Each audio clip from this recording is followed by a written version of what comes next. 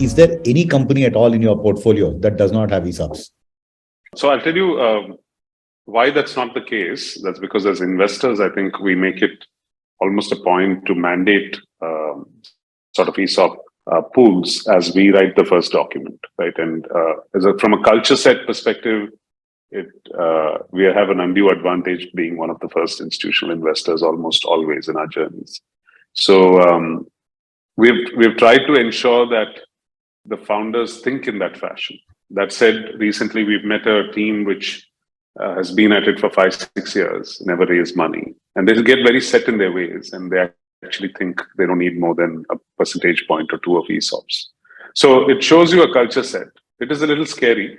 We haven't concluded anything with them, but when you go to a second-time founder or a seasoned founder, they might already have shaped a view that their employee base is not as important to develop, both from a wealth and a longevity perspective, and which I think are what an ESOP policy and a pool allow you to do. It signals that you actually looking at all of them as long-term stakeholders, not short-term stakeholders. And I think there are some folks who think old school and they think loyalty can be built in how it used to be in the 80s, 90s. But I think you're dealing with a very dynamic,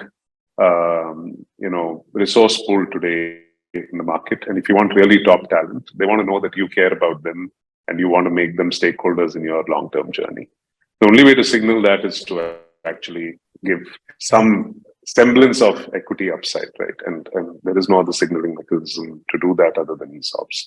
So it's as high as 10%, of course, when we conclude a round and we come in early. And it's as